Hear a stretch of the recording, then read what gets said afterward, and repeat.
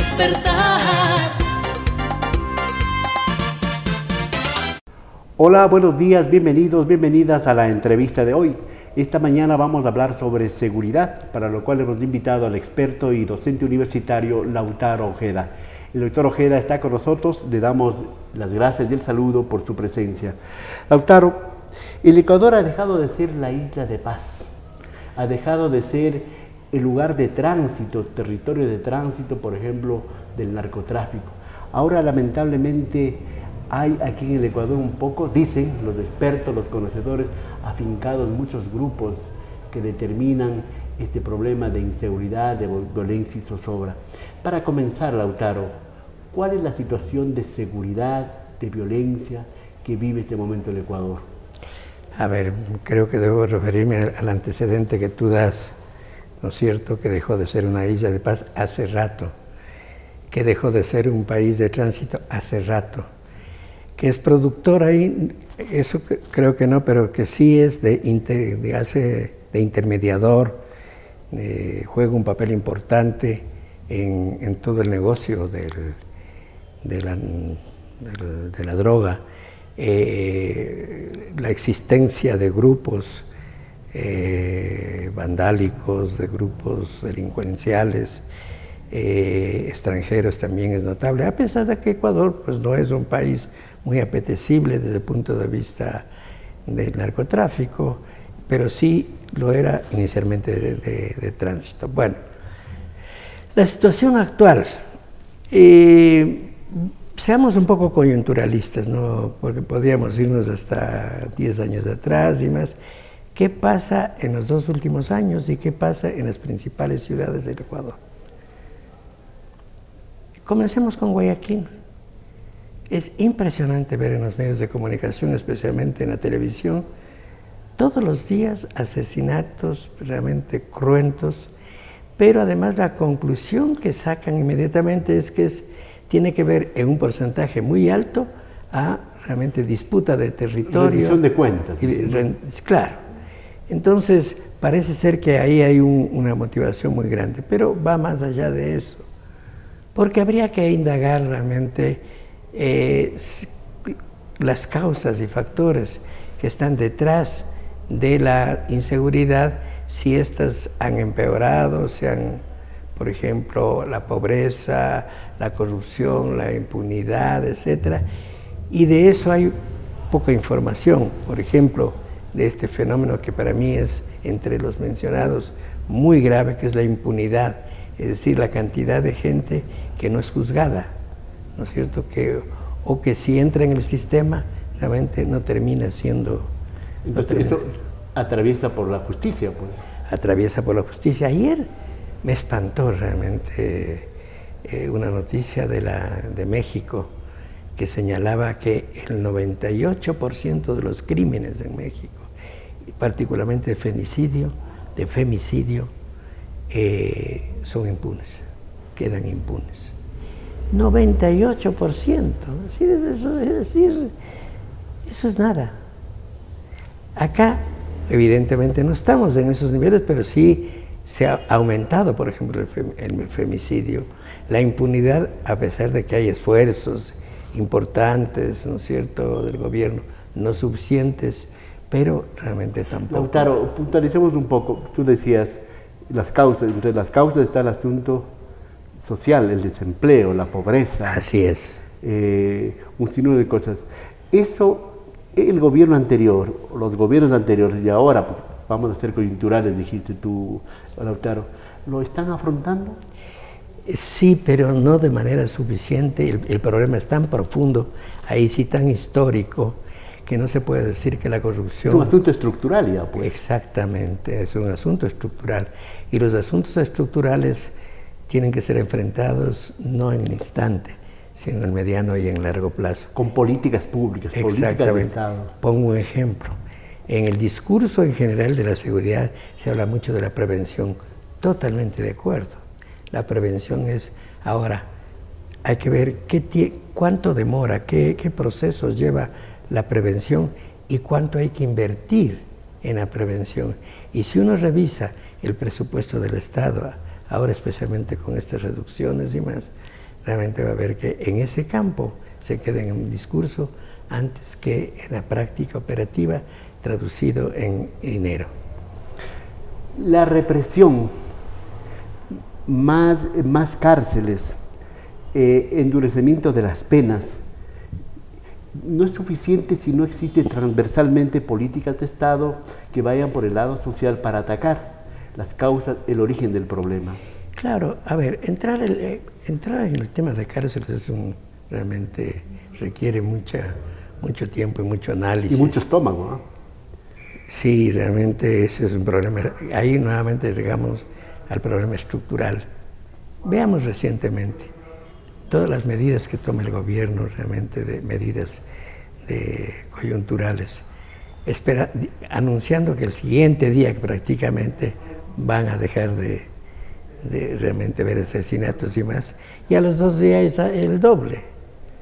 Pero entonces, ¿por qué? Porque primero no hay un conocimiento suficiente, un diagnóstico de cómo está el estado de las cárceles, el origen de las cárceles. Y luego hay un problema sumamente... Hay una ignorancia, un desconocimiento total. Casi. Hay algunos datos, información, pero no hay un conocimiento realmente profundo, un conocimiento cualitativo suficiente. Luego hay que ver realmente esta medida que tú señalas, el endurecimiento de pena, es decir, mano dura. La mano dura es, bueno, ya aquel que roba, que sea un celular, etcétera, tantos años y más, eso aumenta el número realmente de privados de la libertad.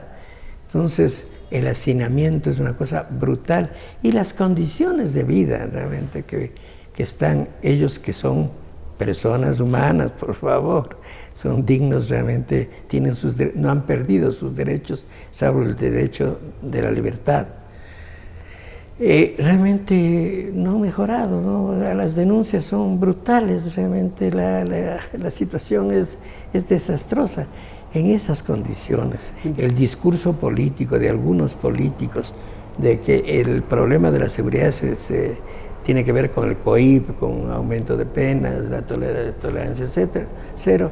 Realmente, si no se dan paralelamente y en profundidad estos otros aspectos que tienen que ver con la etiología misma de la inseguridad, no van a avanzar mayormente. Las cárceles, como te decía Lautaro, prácticamente son, y parece ya una repetición constante, las universidades del delito donde se perfecciona, porque no existe rehabilitación, no existe posibilidades de que la persona que recobra su libertad tenga oportunidad dentro de la sociedad.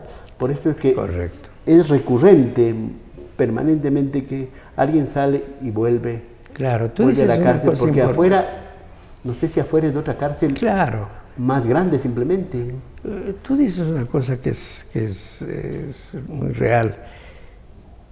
Cuando se dice que la cárcel rehabilita, no, la cárcel no rehabilita, primero, no hay condiciones de rehabilitación. Segundo, señalas tú, y cuando salen, ¿quién va a dar trabajo realmente a un expreso, convicto, lo que sea? Convicto, ¿quién le va a dar cárcel? Si encima de eso tenemos que la migración, que es cada vez más grande o en todo caso muy significativa, busca obviamente ocuparse para no entrar en situaciones peligrosas, es decir, no queda espacio realmente para esta gente, la gente que sale allí, y además, ¿en qué condiciones sale? No es que la cárcel le preparó mejor, digamos, en términos laborales y más. Es decir, la situación es muy grave y creo que de largo plazo requiere mucha inversión, no solamente en infraestructura, quizá en eso se ha avanzado algo, sino ya en personal, en profesionales.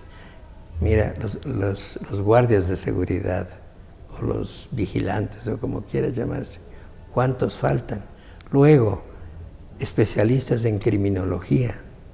No hay escuelas de criminología. Entonces, ¿cómo vas a enfrentar un tema de esa manera tan precaria?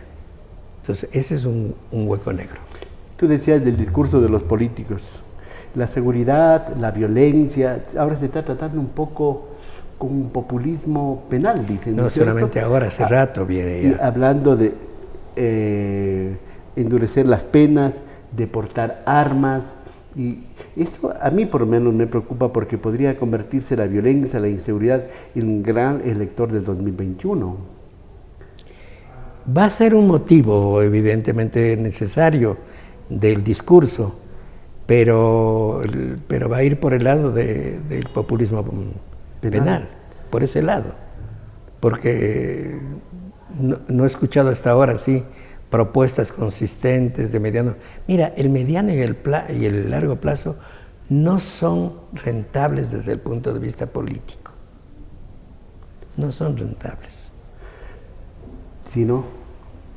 No, es decir, está dicho para convencer el momento, pero no para solucionar generalmente. Es bueno para el discurso simplemente. Claro, se queda en el discurso. Y tomando en cuenta que estamos en un año electoral prácticamente, ¿verdad? Claro. En 2021, en febrero, se elige el nuevo presidente Así y la es. nueva Asamblea Nacional.